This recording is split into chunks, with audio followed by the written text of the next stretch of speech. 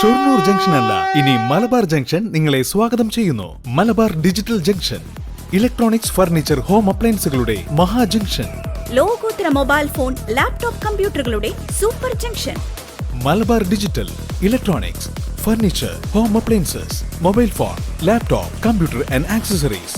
Malabar junction, SMP junction, main road, Shoranur.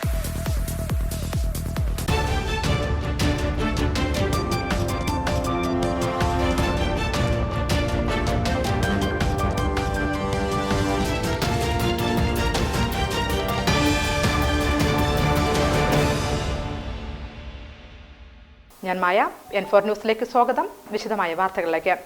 Train സമയമാറ്റം സാധാരണ യാത്രക്കാർക്ക് ബുദ്ധിമുട്ട് ഇരട്ടിയാക്കി. റെയിൽവേ ഡിവിഷനായ പാലക്കാടും ട്രെയിൻ യാത്രക്കാർക്ക് നിരവധി അസൗകര്യങ്ങൾ ചൂണ്ടിക്കാട്ടാനുണ്ട്.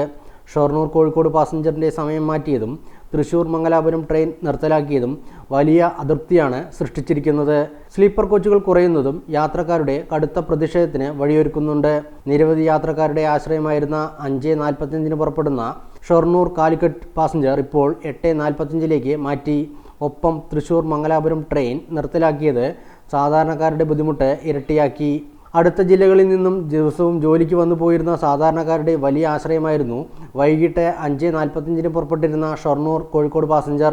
ഓഫീസ് ജോലികൾ മുതൽ സ്വന്തം കച്ചവടം വരെ കഴിഞ്ഞെത്തുന്നവർക്ക് തികച്ചും സൗകര്യപ്രദമായിരുന്ന സമയമായിരുന്നു ഇത്. എന്നാൽ യാത്രക്കാർക്ക് തിരിച്ചടി നൽകിയാണ് പാസഞ്ചറിൻ്റെ സമയം രാത്രി 8:45 മാറ്റിയത്. വൈകുന്നേരങ്ങളിൽ ബദൽ ട്രെയിനുകളും ഇല്ലാത്ത അവസ്ഥയിൽ ചിലവ് കുറഞ്ഞ യാത്രയ്ക്ക് ഇനി എന്തെന്ന ചോദ്യമാണ് സാധാരണക്കാർക്ക് മുന്നിലുള്ളത്. പാസഞ്ചർ രാത്രിയിലേക്ക് മാറ്റിയതോടെ ട്രെയിനിലെ യാത്രക്കാരും കുറഞ്ഞു. ആളില്ലാത്ത കമ്പാർട്ട്മെൻറ്റുകളിൽ സ്ത്രീകൾ ഭയത്തോടെയാണ് യാത്ര ചെയ്യുന്നതെന്നും പറയുന്നു. തൃശൂർ മംഗലാപുരം ട്രെയിൻ പൂർണ്ണമായി ഒഴിവാക്കിയത് കാര്യമായ പ്രതിസന്ധിയാണ് സൃഷ്ടിച്ചിരിക്കുന്നത്. സാധാരണക്കാരുടെ ആവശ്യങ്ങൾ റെയിൽവേ മുഖമലിക്കെടുക്കുന്നില്ലെന്നും ആക്ഷേപം ശക്തമാണ്. പാലക്കാട് കണ്ണൂർ റൂട്ടിൽ മെമു സർവീസുകൾ ആരംഭിക്കണമെന്നും അല്ലെങ്കിൽ കൂടുതൽ പാസഞ്ചറുകൾ അനുവദിച്ചു തരണമെന്നുമാണ് യാത്രക്കാർ ആവശ്യപ്പെടുന്നത്.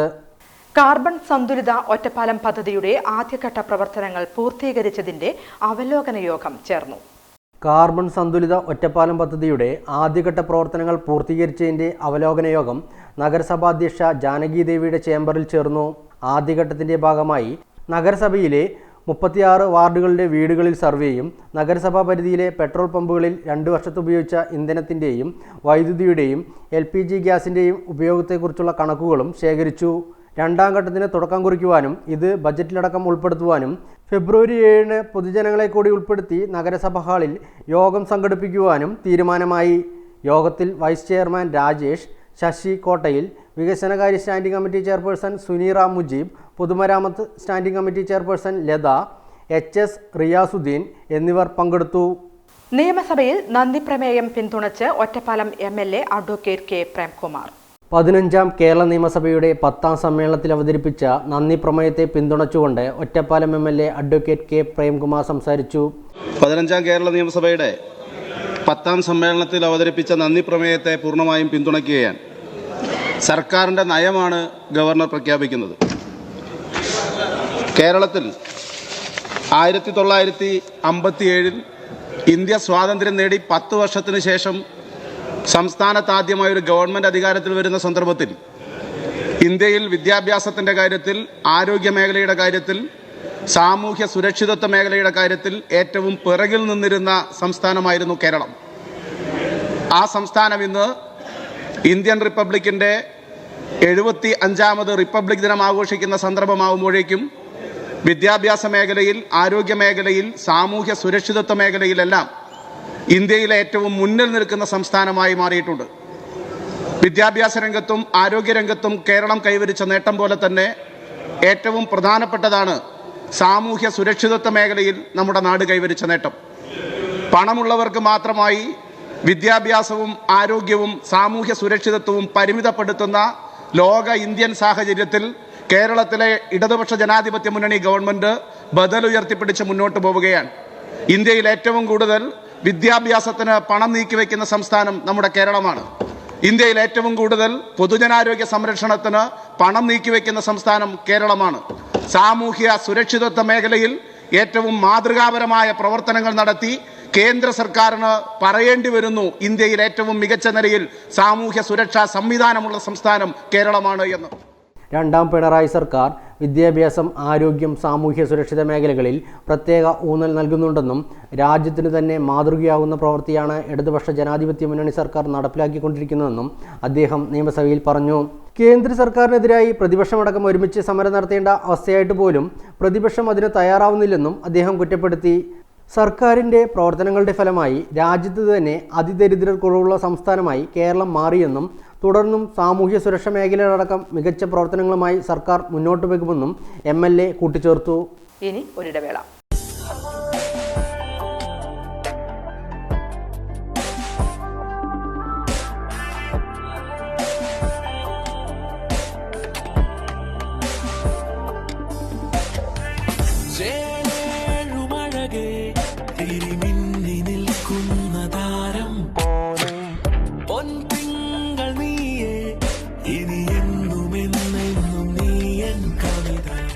ഇനി എല്ലാ ആഘോഷങ്ങളും കവിതയിൽ നിന്നാകും. കവിത ഗോൾഡൻ ഡയമണ്ട്സ്. മക്കളുടെ കോളേജ് ഫീസ്, എമർജൻസി ആവശ്യങ്ങൾ, വിവാഹം തുടങ്ങിയ സാമ്പത്തിക ആവശ്യങ്ങൾക്ക് എന്തിന് ടെൻഷൻ അടിച്ച് വിഷമിച്ചിരിക്കണം? നിങ്ങൾക്ക് കൈത്താങ്ങാകാൻ ന്യൂ ശ്രീവരി ഓട്ടോ ഫിനാൻസ് ഒപ്പമുണ്ട്. പുതിയതും പഴയതുമായ വാഹനങ്ങൾക്ക് ആകർഷകമായ വായ്പാ സ്കീമുകൾ ഞങ്ങൾ നൽകുന്നു.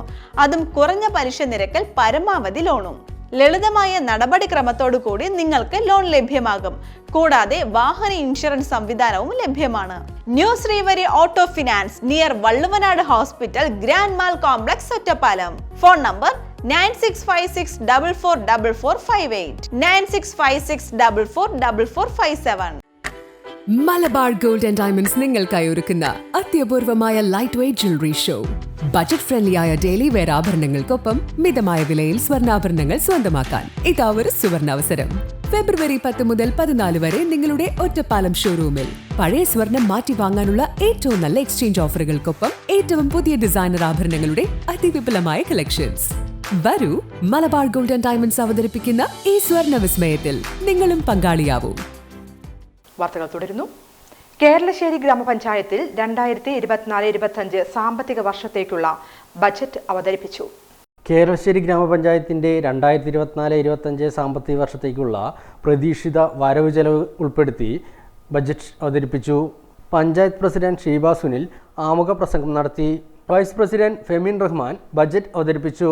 പ്ലാൻ ഫണ്ട്, കേന്ദ്ര ധനകാര്യ കമ്മീഷൻ വിഹിതം, ഹെൽത്ത് ഗ്രാന്റ്, സംയുക്ത പദ്ധതികളിലായി ലഭിക്കുന്ന വിഹിതം, ലോണ്, MGNRGS ഫണ്ട് തുടങ്ങിയ എല്ലാ ഫണ്ടുകളും ഉൾപ്പെടെ ആകെ പ്രതീക്ഷിത വരവ് 13,64,95,857 രൂപയും പ്രതീക്ഷിത ചെലവ് 13,45,41,500 രൂപയുമാണ്.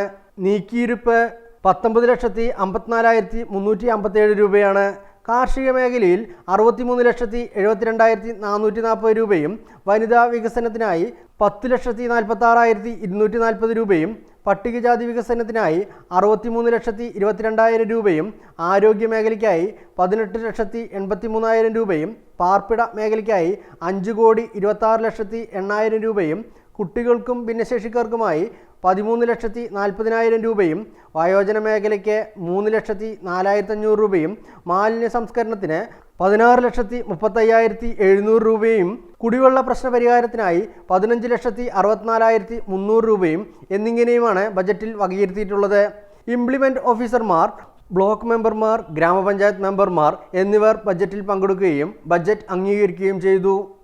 ഒറ്റപ്പാലം നഗരസഭയും വ്യവസായ വകുപ്പും സംയുക്തമായി നഗരസഭാ തല ലോൺ മേള സംഘടിപ്പിച്ചു. സംരംഭ വർഷം 2.0യുടെ ഭാഗമായി ഒറ്റപ്പാലം നഗരസഭയും വ്യവസായ വകുപ്പും ചേർന്ന് നഗരസഭാ തലത്തിൽ സബ്സിഡി, ലൈസൻസ്, ലോൺ മേള ഒറ്റപ്പാലം നഗരസഭാ കോൺഫറൻസ് ഹാളിൽ വെച്ച് സംഘടിപ്പിച്ചു. മുനിസിപ്പാലിറ്റി ചെയർപേഴ്സൺ ജാനകി ദേവി ഉദ്ഘാടനം നിർവഹിച്ചു.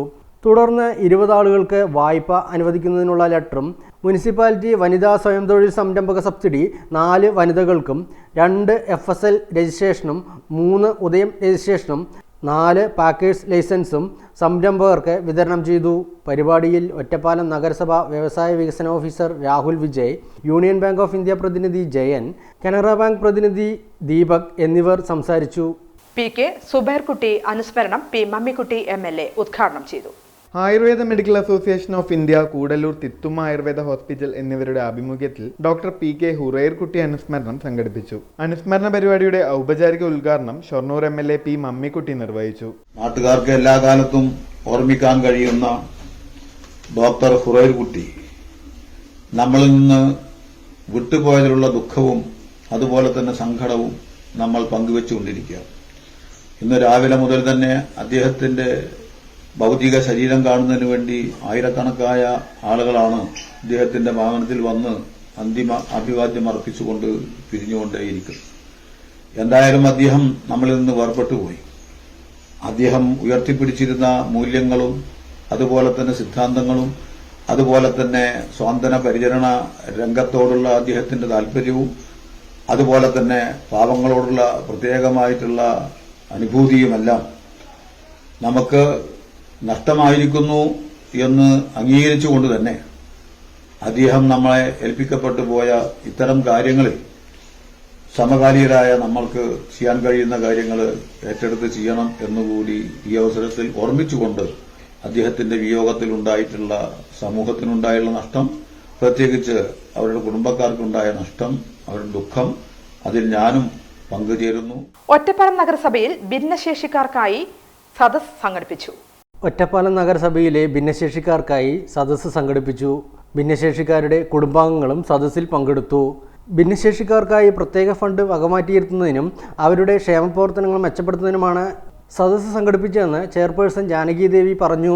സാമ്പത്തിക വർഷത്തെ പദ്ധതി നമ്മൾ നടന്നുകൊണ്ടിരിക്കുകയാണ്. കൂട്ടത്തിൽ 2024-25 സാമ്പത്തിക വർഷത്തെ പദ്ധതി നിർവഹണവുമായി പദ്ധതി ഉണ്ടാക്കലുമായി ബന്ധപ്പെട്ടുകൊണ്ട് വാർഡ് സഭകൾ വിളിച്ചു.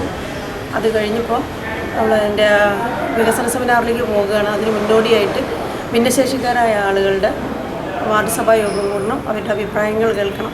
അവർക്ക് വേണ്ടിയിട്ടുള്ള പദ്ധതി തുക നമ്മൾ മാറ്റിവെക്കേണ്ടതുണ്ട്. അപ്പോൾ അതിൻ്റെ ഭാഗമായിട്ടാണ് നമ്മൾ വാർഡ് സഭ വിളിച്ചിട്ടുള്ള അവരുടെ അഭിപ്രായങ്ങൾ കേൾക്കുകയും അത് നമ്മൾ പദ്ധതിയിൽ ഉൾപ്പെടുത്തുകയും ചെയ്യും. അങ്ങനെ അവരുടെ ക്ഷേമ പ്രവർത്തനങ്ങളിലും ഇടപെട്ടുകൊണ്ടുള്ള നല്ല പ്രവർത്തനമാണ് ഒറ്റപ്പാലം നഗരസഭയിൽ ഭിന്നശേഷിക്കാർക്ക് വേണ്ടി ചെയ്യുന്നത്. തുടർന്ന് കുടുംബാംഗങ്ങളുമായുള്ള സംവാദവും അതിനുശേഷം സെമിനാറും സംഘടിപ്പിക്കുവാനും തീരുമാനമായി. ചടങ്ങിൽ ആരോഗ്യ standing committee councillor Fousiya, councillor Gangadharan, ICDS supervisor Anitha Tony, health inspector Riyas ul Rahman, Anitha, Praseetha എന്നിവർ പങ്കെടുത്ത് സംസാരിച്ചു. ഇടവേളയ്ക്ക് ശേഷം വാർത്തകൾ തുടരും. NSA jewellery, gold, diamond, silver, opposite KRK കല്യാണ മണ്ഡപം, പട്ടിക്കര, പാലക്കാട്. കരിമ്പനകളുടെയും പുഞ്ചപ്പാടങ്ങളുടെയും നാടായ പാലക്കാടിന്റെ തിലകക്കുറിയായി NSA jewellery. Mobile 903779 943671 94470 40615 98470 40616. Shoranur junction നിങ്ങളെ സ്വാഗതം ചെയ്യുന്നു. ഷൊർണൂർ ജംഗ്ഷൻ അല്ല, ഇനി മലബാർ ജംഗ്ഷൻ നിങ്ങളെ സ്വാഗതം ചെയ്യുന്നു. Malabar digital junction, electronics, furniture, home അപ്ലയൻസുകളുടെ മഹാ ജംഗ്ഷൻ. ലോകോത്തര മൊബൈൽ ഫോൺ, ലാപ്ടോപ്പ് കമ്പ്യൂട്ടറുകളുടെ super junction. Malabar digital, electronics, furniture, home appliances, mobile phone, laptop, computer and accessories. Malabar junction, SMP junction, main road, Shoranur. Bobby Chemmanur international jewellers ഷോറൂമുകളിൽ butterfly diamond fest season 3 December 1 മുതൽ 31 വരെ. Diamond ആഭരണങ്ങൾക്ക് 50% വരെ discount. Diamond ആഭരണങ്ങൾ വാങ്ങുമ്പോൾ സ്വർണ്ണ നാണയങ്ങൾ, smart watch, smart phone, oxygen റിസോർട്ടിൽ കുടുംബത്തോടൊപ്പം 2 ദിവസം താമസം എന്നീ സമ്മാനങ്ങൾ. 10 ലക്ഷം രൂപയ്ക്ക് മുകളിൽ ഡയമണ്ട് ആഭരണങ്ങൾ വാങ്ങുമ്പോൾ ലക്ഷദ്വീപിലേക്ക് ടൂർ പോകാൻ അവസരം. കൂടാതെ നറുക്കെടുപ്പിലൂടെ തിരഞ്ഞെടുക്കപ്പെടുന്ന കുടുംബങ്ങൾക്ക് വിദേശയാത്ര, 10 കസ്റ്റമേഴ്സിന് ഡയമണ്ട് റിംഗ്, 5 കസ്റ്റമേഴ്സിന് സ്വർണ്ണ നാണയങ്ങൾ, ഓക്സിജൻ റിസോർട്ടിൽ 2 ദിവസം താമസം എന്നിങ്ങനെ ആകർഷകമായ സമ്മാനങ്ങൾ. ഡയമണ്ട് ആഭരണങ്ങൾ വാങ്ങൂ, നിരവധി സമ്മാനങ്ങൾ നേടൂ. Bobby Chemmanur international Jewellers. നിങ്ങളുടെ ഓരോ യാത്രകളിലും ഒപ്പം ചേർന്നുകൊണ്ട് യാത്രാ ഇടവേളകളെ വിസ്മയകരമാക്കാൻ പാലക്കാട് തൃശൂർ ജില്ലാ അതിർത്തിയായ തിരുവില്ലാമലയിലെ ഏറ്റവും വലിയ അതിഥി മന്ദിരമായ ആനമല ഹോം സ്റ്റേസ് പ്രൗഢഗംഭീരമായ പൈതൃക തനിമയുമായാണ് അതിഥികളെ വരവേൽക്കാനായി ഒരുങ്ങിയിരിക്കുന്നത്. നഗരത്തിന്റെ തിരക്കുകളിൽ നിന്നും മാറി പ്രകൃതി രമണീയവും ശാന്തവുമായ അന്തരീക്ഷത്തിൽ സ്ഥിതി ചെയ്യുന്ന ആനമല ഹോം സ്റ്റേസിൽ 15 മുതൽ 25ഓളം പേർക്ക് വരെ താമസിക്കുവാൻ സാധിക്കുന്ന AC മുറികൾക്കൊപ്പം തന്നെ 200ഓളം പേർക്ക് പങ്കെടുക്കാവുന്ന അവരുടെ മനസ്സിനിണങ്ങുന്ന തരത്തിലുള്ള ഫംഗ്ഷനുകൾ നടത്താനുള്ള സൗകര്യവും ഒരുക്കിയിട്ടുണ്ട്. ഏവർക്കും ആനമല ഹോം സ്റ്റേസിന്റെ ഭാഗമാവാം. Anamalas home stay. വാർത്തകൾ തുടരുന്നു. ഒറ്റപ്പാലം NSS ട്രെയിനിംഗ് കോളേജിലെ വിമൺ ഡെവലപ്മെന്റ് സെല്ലിന്റെ ഉദ്ഘാടനം നടന്നു. ഒറ്റപ്പാലം NSS ട്രെയിനിംഗ് കോളേജിൽ വിമൺ ഡെവലപ്മെന്റ് സെല്ലിന്റെ ഉദ്ഘാടനം college principal doctor Ambili Aravind നിർവഹിച്ചു. തുടർന്ന് സൈക്കോളജിസ്റ്റും ഫാമിലി തെറാപ്പിസ്റ്റുമായ കൃഷ്ണദാസ് ഒറ്റപ്പാലത്തിന്റെ നേതൃത്വത്തിൽ ജീവിത കനൈപുണി ജീവിതത്തിന്റെ ബ്ലൂ പ്രിന്റ് എന്ന വിഷയത്തിൽ ബോധവൽക്കരണ ക്ലാസ് സംഘടിപ്പിച്ചു. Teachers coordinator professor doctor KP Seema Menon അധ്യക്ഷയായിരുന്നു. ടി വിദ്യ, M ഗ്രീഷ്മ എന്നിവർ പ്രസംഗിച്ചു. വിമൺ ഡെവലപ്മെന്റ് സെല്ലിന്റെ ഭാഗമായി സൗജന്യ നേത്ര പരിശോധനാ ക്യാമ്പ്, ക്യാൻസർ ബോധവൽക്കരണ ക്ലാസ്, നിയമപരിരക്ഷ ബോധവൽക്കരണ ക്ലാസ് എന്നിവയും സംഘടിപ്പിക്കുമെന്ന് അധികൃതർ പറഞ്ഞു. ലക്കിടി AJB സ്കൂളിൽ 92ാം വാർഷിക സമ്മേളനം നടന്നു. ലക്കിടി AJB സ്കൂളിന്റെ 92ാം വാർഷിക സമ്മേളന ഉദ്ഘാടനം ഒറ്റപ്പാലം ബ്ലോക്ക് പഞ്ചായത്ത് പ്രസിഡന്റ് ശോഭന രാജേന്ദ്ര പ്രസാദ് നിർവഹിച്ചു. ഇത് നമ്മൾ സ്ത്രീകളെന്നോ പെൺകുട്ടികളെന്നോ ഒന്നും മാറ്റി നിർത്താതെ എല്ലാവരെയും ഒരേപോലെ വിദ്യാഭ്യാസം ചെയ്യുന്നതിന് വേണ്ടിയുള്ള എല്ലാവിധ സൗകര്യങ്ങളും ഇന്നുള്ള വിദ്യാഭ്യാസത്തിന്റെ ഭാഗമായി സ്കൂളുകളിൽ അതിനെ ഏർപ്പെടുത്തിയിട്ടുണ്ട്. അതിനുള്ള എല്ലാ സൗകര്യങ്ങളും അതത് കാലഘട്ടത്തിൽ ഭരിക്കുന്ന നമ്മുടെ തദ്ദേശ ഭരണ സ്ഥാപനങ്ങൾ തന്നെ മുന്നിൽ നിന്നുകൊണ്ട് അത് പ്രവർത്തിക്കുന്നതിന് വേണ്ട കാര്യങ്ങൾ നമ്മൾ ചെയ്തുകൊണ്ടാണ് മുന്നോട്ട് പോയിക്കൊണ്ടിരിക്കുന്നത്. ലക്കിടി പേരൂർ ഗ്രാമപഞ്ചായത്ത് പ്രസിഡന്റ് സുരേഷ് അധ്യക്ഷനായിരുന്നു. സ്കൂൾ പ്രധാന അധ്യാപിക KS ഇന്ദു, ബ്ലോക്ക് പഞ്ചായത്ത് അംഗം രാമകൃഷ്ണൻ, പഞ്ചായത്ത് വിദ്യാഭ്യാസ സ്ഥിരസമിതി ചെയർമാൻ K ഹരി, പഞ്ചായത്ത് അംഗം Balan, school managers association president Ramakrishnan, school manager Ali Akbar, PTA president Razia Banu, school welfare committee അംഗം K ഫൈസൽ, സ്കൂൾ കുങ്ഫു പരിശീലകൻ ദിലീപ് കുമാർ, മുൻ അധ്യാപിക പ്രേമകുമാരി എന്നിവർ സംസാരിച്ചു. തുടർന്ന് കുട്ടികളുടെ കലാപരിപാടികളും ഉപജില്ലാ കലോത്സവ ശാസ്ത്രമേള വിജയികൾക്കുള്ള സമ്മാനദാനവും നടന്നു. നീരുറവ ജല ബജറ്റ് ആലത്തൂർ ബ്ലോക്ക് തല ടെക്നിക്കൽ കമ്മിറ്റി യോഗം ചേർന്നു. നീരുറവ് ജലബജറ്റിന്റെ ഭാഗമായി ആലത്തൂർ ബ്ലോക്ക് തല ടെക്നിക്കൽ കമ്മിറ്റി യോഗം ചേർന്നു. നവകേരളം കർമ്മപദ്ധതി റിസോഴ്സ് പേഴ്സൺ വീര സാഹിബ് വിഷയാവതരണം നടത്തി. നീരുറവ് ജലബജറ്റ് മുഖേന തയ്യാറാക്കിയ DPR അടിസ്ഥാനമാക്കി ഓരോ ഗ്രാമപഞ്ചായത്തിലും ഇതുവരെ നടന്ന പ്രവർത്തനങ്ങൾ വിലയിരുത്തി.